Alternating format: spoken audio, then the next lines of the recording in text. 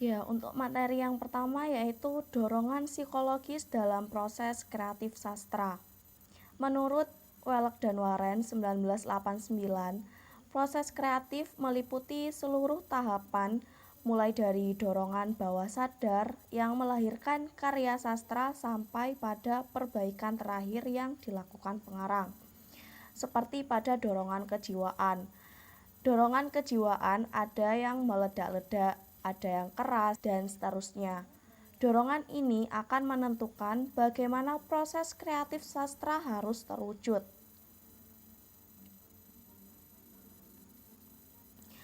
Ada beberapa golongan keadaan jiwa yang dapat mendorong lahirnya proses kreatif sastrawan, yaitu 1.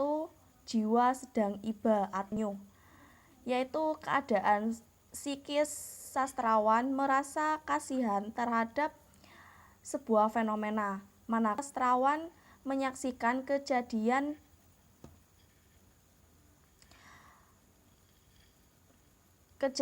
yang menyayat hati, menyentuh rasa, mungkin akan segera lahir proses kreatif yang dalam. Yang kedua yaitu jiwa sastrawan yang sedang geram. Artinya dalam keadaan marah, tidak menentu, suasana semacam ini mungkin muncul dalam karyanya. Proses kreatif yang akan hadir adalah bahasa-bahasa kasar seperti pisuan yang hadir dalam karyanya. Yang ketiga yaitu jiwa merasa kagum. Artinya rasa heran, penuh tanda tanya, ada rasa keagungan. Pada suasana semacam ini, sastrawan hendak menyampaikan syukur, pantulan imajinatif ke arah protektif dan sejenisnya. Ketika kejiwaan demikian akan menjadi sebuah inspirasi kritis bagi sastrawan.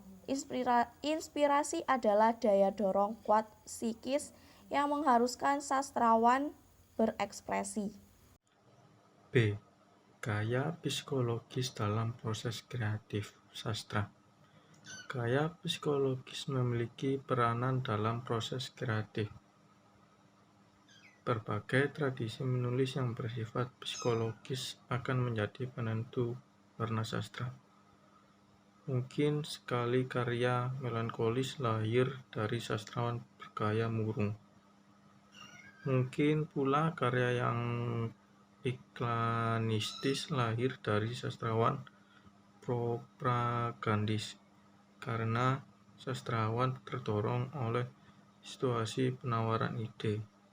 Bisa jadi karyanya amat berbau iklan. Begitu seterusnya, hingga gaya psikologis akan tampak pada karya seseorang. Setelah dicermati satu persatu, disinilah kecenderungan gaya psikologis yang akan berperan.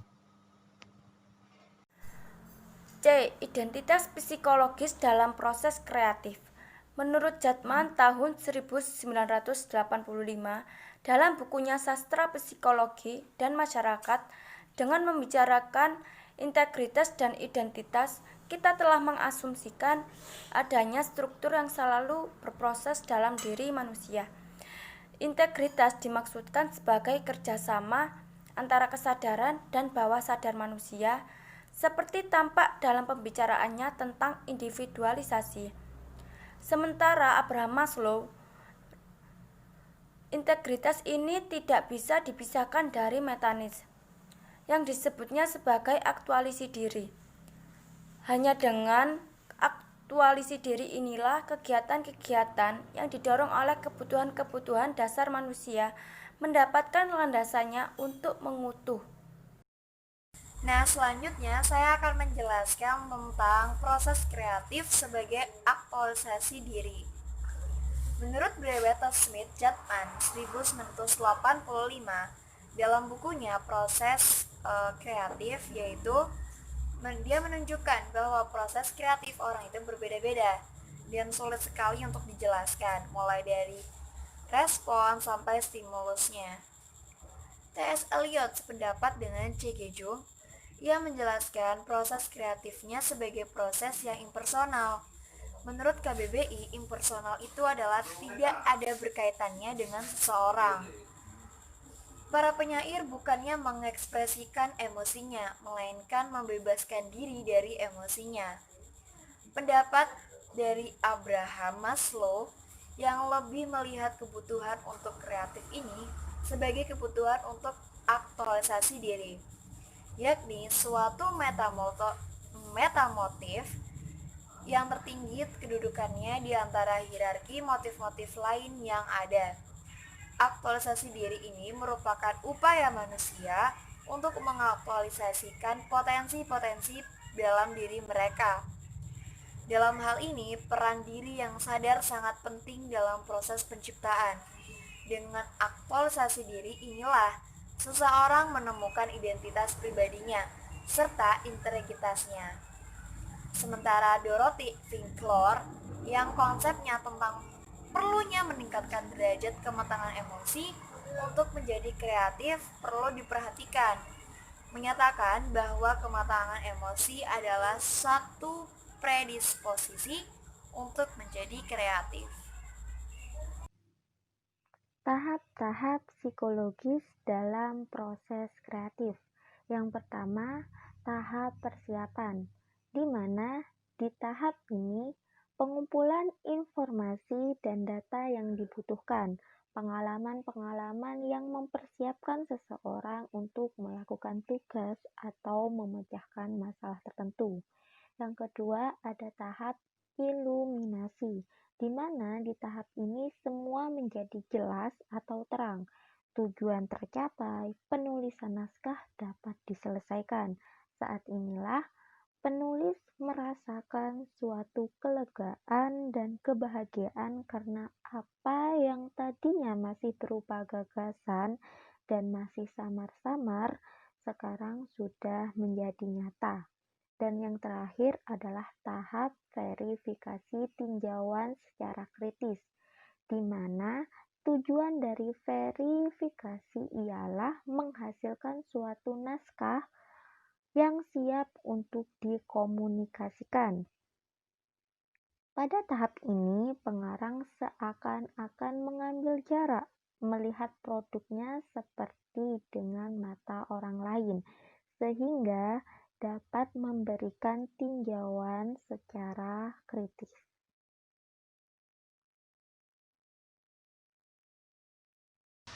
F. Model-model proses kreatif sastra. A. Model yoga atau meditasi. Kita coba berkontemplasi, duduk sila tumpang, ambil nafas dalam-dalam, lalu hembuskan. Pejamkan mata, lalu tarik nafas dalam-dalam. Yang B. Model ramai-ramai. Kita membuat kelompok 3-5 orang, nanti Anda pilih apa yang akan digarap ramai-ramai. Adu kecepatan dengan kelompok lain. Tekniknya tunggu aba-aba. Tiap kelompok membacakan, kelompok lain menilai, mengoreksi, skornya 60-100. Yang C. Model cermin. Berawal dari pengamatan secermat-cermatnya tentang makhluk hidup perubahan, mencermati benda mati perubahan, cari yang paling atau belum pernah disentuh. Yang D. Model psikokreatif. Berawal dari rasa negatif, marah, gelisah, dendam, dan lain-lain. Dari rasa positif, mencita-citakan, mendambakan, romantik, dan kenangan indah. Yang terakhir, model komplikasi. Kita sudah ada ilham, lalu kumpulkan kata-kata yang mendukung. Dari istilah lugas sampai konotatif, kata-kata tadi tinggal dimasukkan. A. Kreativitas kejiwaan baca sastra. Keorisinilan, keautentikan merupakan tuntutan-tuntutan etis dari proses dan ini ditentukan oleh integritas serta identitas dari sang pencipta, yakni si seniman itu sendiri. Paparan demikian menegaskan adanya gejala kejiwaan yang berperan dalam besar sastra. Jiwa manusia berarti tidak diam. Jiwa manusia bergelombang hingga mewujudkan cipta sastra abadi. Jiwa akan membangun kesadaran pribadi. Melalui kesadaran itu, jiwa bergetar sehingga menciptakan orisinalitas karya. B. Baca sastra, bermain-main kejiwaan. Orang yang akan membaca sastra akan mengeksplorasi jiwa sepenuhnya, mulai mengingat, mengamati, sampai mengekspresikan. Baca sastra adalah bagian dari proses komunikasi psikologis olah sastra. C. Psikologi membaca puisi. Membaca puisi secara individual berbeda dengan berkelompok. Pembaca harus menguasai secara keseluruhan. Puisi yang akan dibaca milik sendiri biasanya lebih bagus meskipun relatif karena pembaca telah paham bagian-bagian mana yang perlu dibaca berat, ringan, panjang, pendek, perlu tempo, dan sebagainya. D. Pengamatan, penghayatan, dan penjiwaan. Kunci dari seluruh psikologi baca sastra memang terjadi pada jiwa. Keterlibatan jiwa selalu menjadi fokus kajian. Mulai dari penghayatan sampai ekspresi baca akan dilacak secara terus-menerus. Meneliti orang membaca sastra harus mulai dari persiapan baca, ketika membaca, dan setelah membaca. Bahkan jika perlu juga melibatkan pendengar atau penikmat baca sastra. Dalam suasana apa baca sastra harus dilakukan juga terkait dengan proses penjiwaan. Karya sendiri atau orang lain yang dibaca akan menentukan kondisi yang psikis.